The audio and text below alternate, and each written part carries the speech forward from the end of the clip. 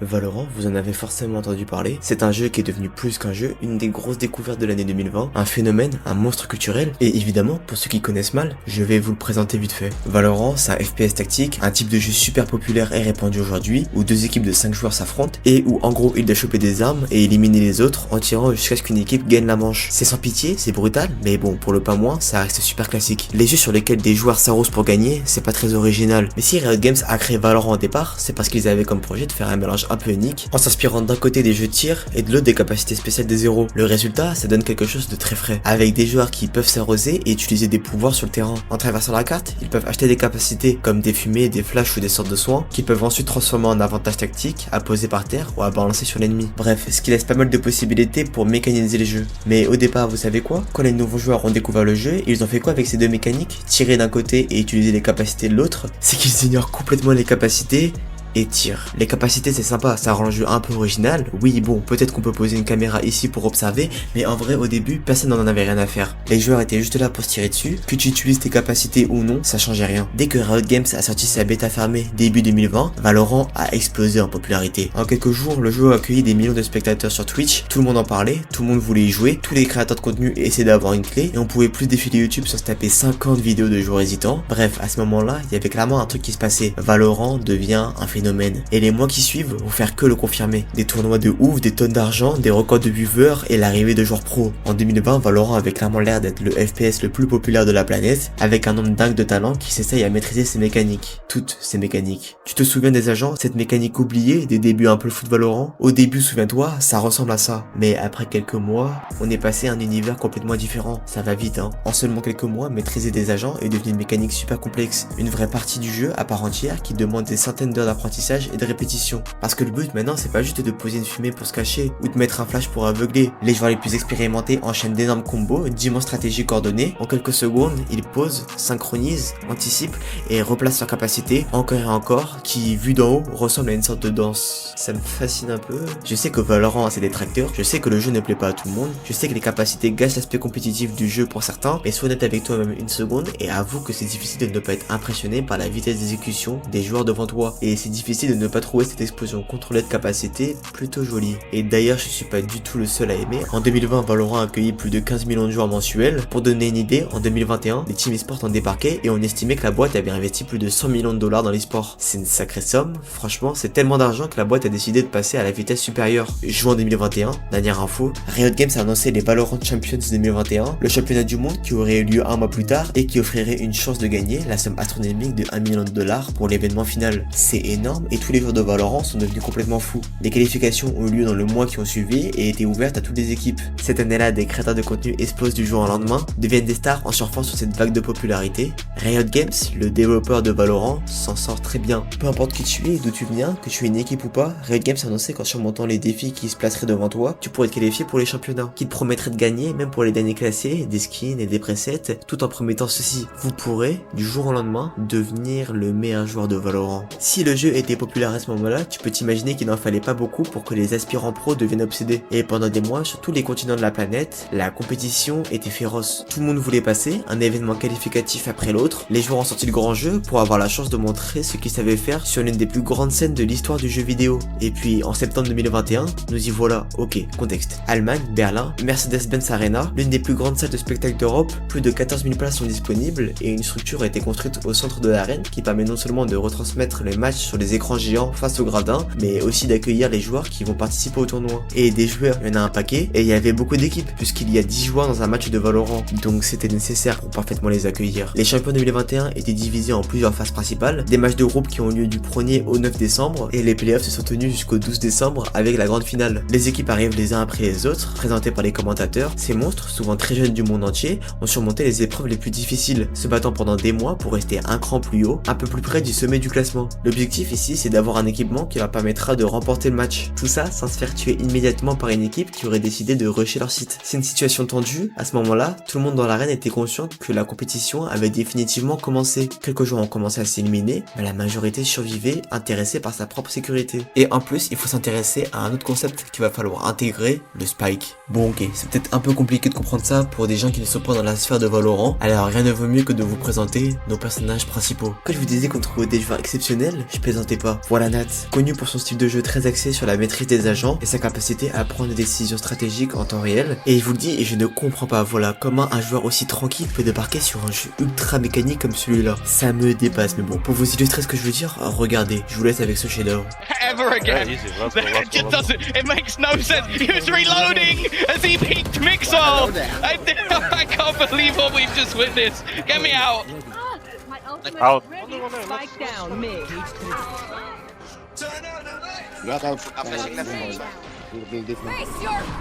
One enemy remaining. Get it. Everyone gets one, guys. Oh, thank you. Now, is he going to be ready for E-Will? Snaps back in time. He basically needs to be a hero for them once again, but this is what this man seems to do best. Already finding 2 kills on the site. His third comes up as well. Just cast Cypher! 4 kills! He was alone! Bon ok, regardez, il vient à peine de commencer la manche, fonce directement vers le camp adverse, tue un mec sur un coup de chance, n'oublie pas d'utiliser ses gadgets pour repérer l'adversaire, tue son premier vrai adversaire, puis un deuxième, utilise son gadget, puis il se prend une balle de sniper, jusqu'à le tuer en one tap avec une balle dans la tête. Et on finit par le dernier mec de l'adversaire, Ace, Nat vient littéralement de tuer une équipe entière. Oui c'est vrai, là je viens de te montrer un clip un peu random, sans réelle pression, mais dis-toi qu'il existe des centaines de clips comme ça venant de lui, où le seul objectif c'est de faire naître le carnage, un peu comme plein d'autres joueurs, ce qui va me permettre de passer à mon second antagoniste, Yai. Vu comme un joueur avec une précision exceptionnelle et une capacité de remporter les duels impossibles, c'est une figure emblématique de la scène nord-américaine de Valorant, mais en vrai, il est surtout connu pour sa demi-finale contre 100 Save, où il réalisera une performance exceptionnelle. Avec un ratio de 51 éliminations pour 26 morts, c'est vraiment trop, mais mes mots ne suffiront pas à décrire ce génie mécanique, alors je te laisse avec les images.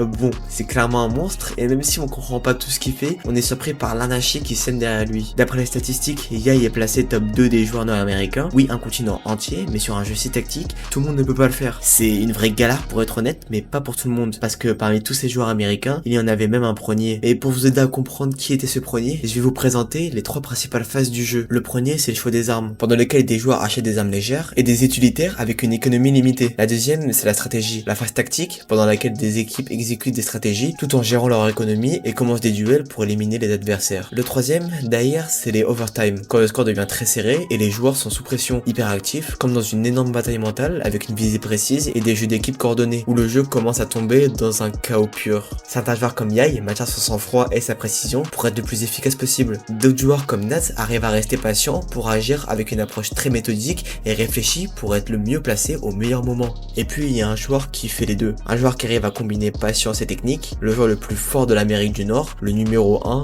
Tenz.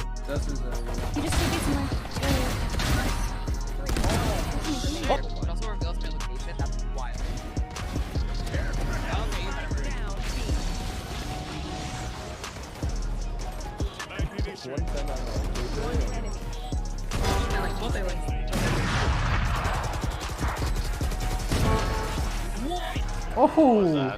Oh my god, that was dirty. Garage.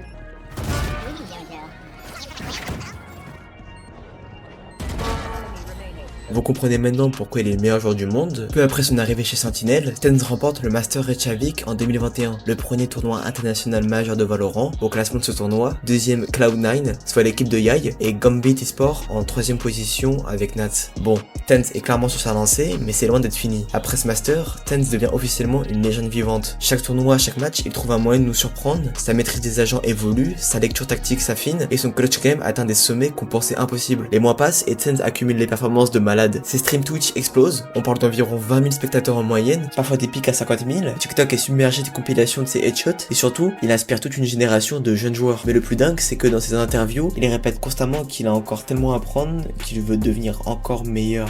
But I think the most important thing, other than winning, is that we just show the best version of ourselves. We play, we have fun, and as long as we learn something from it at the end of the day, I think is what really matters to us. Sure, a dub and another trophy would be really nice, and bringing that to my team and the Sentinels fans would be amazing. Et effectivement, il le devient. Son tir s'affûte encore. On parle maintenant de 32% de deadshot rate en moyenne, un truc de malade. Ses timings se perfectionnent, sa patience en clutch devient légendaire. Les équipes adverses commencent à créer des stratégies spécifiquement anti-TenZ. Ils assignent leurs meilleurs joueurs juste pour le contrer. Résultat, TenZ s'adapte et trouve de nouveaux angles d'attaque proches du chaos. Mais pendant que TenZ perfectionne son art, nos deux autres protagonistes ne restent pas les bras croisés. Nats continue d'innover tactiquement avec Gambit, créant des stratégies que personne n'avait imaginées. Il développe ce qu'on appelle maintenant le Nats style, un mélange de patience extrême et d'agression calculée qui fait école dans toute l'Europe. Yai, lui, travaille sa constance et devient de plus en plus terrifiant match après match. Ses statistiques deviennent absolument obscènes, plus de 1,3 points de rating moyen sur 6 mois consécutifs, du jamais vu. Le destin va bientôt réunir les trois sur la même scène et croyez-moi, ça va être historique. Les trois équipes dominent leurs régions respectives, Sentinel règne sur l'Amérique du Nord, Gambit sur l'Europe et la CIS, Envy monte en puissance et devient une menace mondiale. Tout le monde sait qu'un affrontement direct est inévitable et quand ça arrivera, ça va être à Berlin, l'anarchie. Septembre 2021, Berlin, Allemagne, Vertier Music Hall, les Masters Berlin 2021 s'annoncent comme le tournoi le plus important de l'histoire de Valorant. 15 équipes, les meilleurs du monde, et devinez quoi, nos trois légendes sont là, chacun avec son équipe, chacun avec ses ambitions. L'enjeu est de 150 000 $ de récompense et surtout une qualification directe pour les Valorant Champions 2021. Le tournoi qui couronnera le premier champion du monde officiel. TenZ avec Sentinel arrive avec la pression énorme d'être le favori absolu. Après leur victoire à Reykjavik, tout le monde les attend. L'objectif est clair, confirmer qu'ils sont bien la meilleure équipe du monde. Nats avec Gambit eSport arrive dans l'ombre, mais avec une confiance totale. Peaufiner des stratégies révolutionnaires, Nats a développé des setups encore jamais vus en compétition, et Yai de son côté, avec Team Envy, arrive affamé. L'équipe nord-américaine n'a qu'un et seul objectif, prouver qu'elle peut rivaliser avec Sentinel et dominer le monde. Yai a travaillé comme un fou, et ses performances récentes sont juste hallucinantes. Mais là, ça débute. Phase de groupe, le tournoi commence, et très vite on se rend compte que rien ne se passe comme prévu. Sentinel, dans le groupe D, affronte notamment G2 eSport. Match serré, mais Sentinel l'emporte 2-1. TenZ sort des performances solides, mais on sent que l'équipe n'est pas au niveau que Reykjavik. That was just systematically breaking down the weaker sides of G2's defense, and TenZ in perfect position to punish Kellogg's there. One enemy remaining. It's just insane to watch that. And that's the thing, as soon as those weapons come through, even with the lockdown. I love this. Look at it. Look at it. Gambit dans leur groupe font sensation. Nat sort des plays incroyables, mais l'équipe perd de manière surprenante 1-2 contre le 100 Sieve en phase de groupe. Sonar's up. Live burst not be able to spade space. Shadow's good for one. Hiko trades one out. No, just narrowly not able to get the second. He doesn't pitching in. He's able to get a second one. Hiko, 24 health, running for the fence. Is fake. He's got to get it to Happy. Hiko swings out. He gets 4. He gets the Red Bull clutch. 100 Thieves were down. Une défaite qui fait trembler toutes les prédictions, mais Envy de leur côté cartonne. Yai est en feu, l'équipe bat Crutch eSport 2-0 et se qualifie facilement pour les playoffs.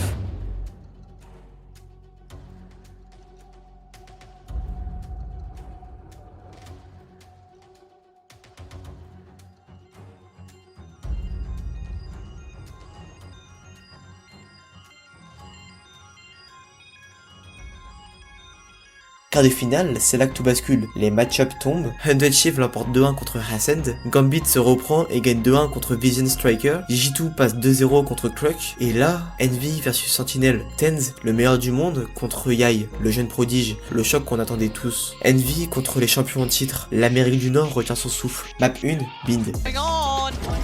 There's no way anything else goes wrong. Surely not. What is going on for this corner? And now the push-up comes in. TenZ checks it, still dies. Crashy single-handedly this round. Might be doing it for him, and he has. Envy. Yai sort le match de sa vie. 28 kills, 15 morts. Il démantèle complètement la défense de Sentinel. Trouve des angles que personne n'avait vu avant. TenZ essaye de répondre avec ses clutches habituels. Mais Yai semble lire dans ses pensées. 15-13 pour Envy. Match serré. Map 2, Heaven. TenZ est énervé et il sort une performance monstrueuse. Enchaîne les duels impossibles. Clutch un 1v3 en fin de map. Mais Yai reste constant, ultra régulier. Mais Envy l'emporte encore. 13-7, une victoire triomphante. This will go unnoted. It will. Pop flash down. Oh no. Oh. Just remember him as that prior round. Remember him as he was. as that was a flawless. L'arène est sous le choc, les champions de Reshvik sont éliminés en quart de finale, Tenz et abasourdi serrent la main de Yai longuement, mais rien n'est encore fini pour ce génie américain. En demi-finale, One on Massive contre Envy, Yai continue sur sa lancée, Envy l'emporte 2-0 et se qualifie pour la finale. Yai termine avec des stats absolument obscènes sur le tournoi, Gambit versus G2, Nat sort le match de sa carrière. If he somehow spots Nats, it gives them a way back into the round. Instead, it just comes down to this moment, and oh, they've seen it, but he still manages to come out with 3! Ridiculous from Mixwell! He's about to run to site reloading, and Mixwell completely whiffs Nats! Really? No way! Ses setups sont parfaits, ses clutches dévastateurs, Gambit écrase G2 2-0, Nats prouve qu'il est bien le joueur le plus intelligent au monde. Et là, 19 septembre 2021, grande finale, Gambit Esports contre Team Envy, Nats contre Yai, le cerveau tactique européen contre la machine à tuer américaine, deux philosophies du jeu qui s'affrontent pour le titre de champion. Et comme ce serait un peu long et un peu chiant de vous décrire toute la finale, je vais vous montrer seulement 2 actions qui relèvent le génie de ces 2 joueurs.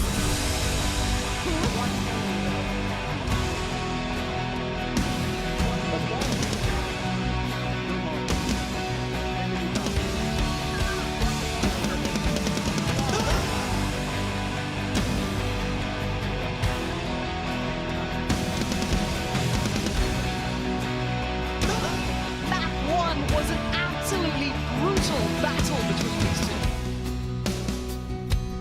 I'm all aboard the crazy train now. Let's go. Let's go. I've got my ticket. I'm there. Like, We're here for the ride.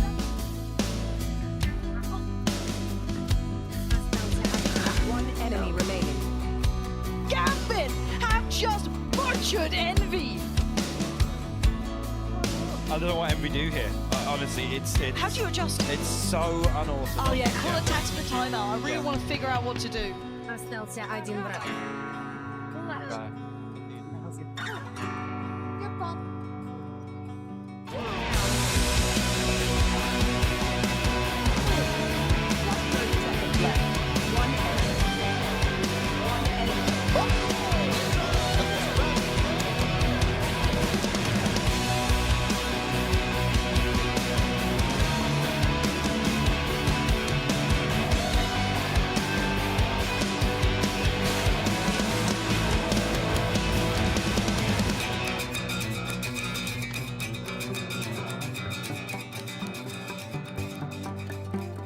Gambit Esports en remporte le Master de Berlin 3-1, Nats soulève le trophée, 150 000 $ de gagné, mais surtout une qualification pour les Valorant Champions. Dans les confettis, les deux se serrent la main. Tenz éliminé en quart est furieux, cette défaite l'a vraiment mis au plus bas. Il enchaînera mauvaise performance sur mauvaise performance avec une rage pour ses deux rivaux, et ne gagnera plus rien pendant longtemps, très longtemps, et ça jusqu'en 2024, plus précisément le 24 mars, où Sentinel vont faire une dictature sur le nouveau tournoi jusqu'à terminer en finale. Mais avant de vous montrer les exploits de Tenz à cette finale, laissez-moi vous montrer les dingueries qu'il nous a proposées à ce tournoi.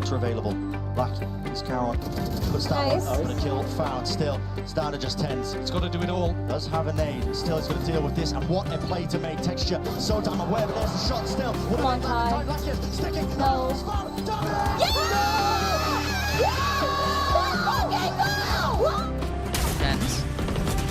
What are you up to there? Thinking about something, but decides against it. Flash in maybe from Zelsis, but no flashes left. It's a fight on 3 fronts here. CT, you got Tree, and you got the T side of it, but there's so much going on now. TP it out. TP away, Forsaken swings the site, and now here comes the crunch. Where's Tenz gone is the big question. Forsaken still fighting, He's re-wrapping still main. trying to do it. This is going to be on Tenz. You've got to see Sussy buy time. He's got to try and play this fight. Oh, he plays so well, and they have no idea about Tenz. Now, it's his time to shine. 13. Un pur chef-d'œuvre, des actions qui ressemblent à une danse alors qu'il sème une anarchie partout. Et ça, c'est sans vous parler de la finale contre Genji Esports, où Tenz, encuiné des années d'échecs précédentes, nous proposera une chorégraphie d'une résonance destructrice. Et c'est à partir de ce moment que s'ouvre l'âge d'or, marqué par l'émergence de celui qui est considéré comme le plus grand joueur de l'histoire de Valorant, Tenz. Rotating back B, and there it is, the first pot. Saucy managing to get the spike down though as Tenz. Backside, plucking. I think Tenz is going to survive this interaction. Oh yes! Tenz is in that top position with the operator still into half clearance. Half clearance! Get the ult, isn't it? Way better than these guys. I'm just gonna fucking miss them. Come on. Keep it up, boys. Keep it up. I think they can hold this back. JunQT has already gotten it to half. Tens pushing forward. Just the threat. Just the distraction. Getting the kill too. Lockie and Karen left alone. And it's another round away. Bon. Eh bien voilà, commencer Valorant à 19 ans et gagner sa première cup à 22 ans, à son âge, Tenz devient le meilleur joueur de Valorant. Il est au sommet de sa carrière et dans la foulée millionnaire. Il ne s'est pas contenté de le faire de justesse, mais il l'a fait dans ce que je considère personnellement comme le plus gros comeback de la gamme e-sport de la décennie. Tenz, c'est une anomalie, comprenez-le bien. Il n'y a rien de normal à revenir au sommet après avoir traversé autant d'échecs en si peu de temps. Rien de normal de briller autant dans la finale d'un tournoi mondial en assumant chaque risque comme si sa carrière entière reposait sur chaque manche. Rien de normal à surpasser des adversaires qui autrefois l'avaient vacillé. Pendant ce temps, Nats, toujours redoutable, connaît des hauts et des bas, mais reste une pièce maîtresse du paysage compétitif de Valorant, et quant à Yai, il demeure présent sur la scène, mais plus en retrait que lors de son âge d'or en 2022, quand il dominait le monde avec Optic. Et je suis bien content que les performances des joueurs me permettent de parler de Valorant, qui est un jeu à mauvaise presse chez certains, généralement les plus jeunes, mais qui place pourtant des mécaniques extrêmement complexes entre les mains d'un nombre incalculable de joueurs, permettant une sélection naturelle de talents particulièrement impressionnante. Si le jeu fait râler, c'est pour son style très ressemblant à CSGO, mais s'il y a bien une chose à laquelle les gamers sont bons, c'est quand même en général de voir au-delà des apparences. Si les gens aiment les speedruns de Minecraft ou les tournois de Fortnite, ça se fait généralement en dépit de leur style de jeu très plagieux, comprenant que la beauté de ces jeux réside dans le développement de nouvelles mécaniques, dans leur vitesse d'exécution, dans leur input minutieusement timé. Il faut, pour Valorant comme pour les autres jeux, faire l'effort d'arracher l'emballage et de gratter du bout des ongles toutes les mécaniques possibles du jeu et prendre conscience du talent extrême des joueurs qui s'affrontent à son sommet.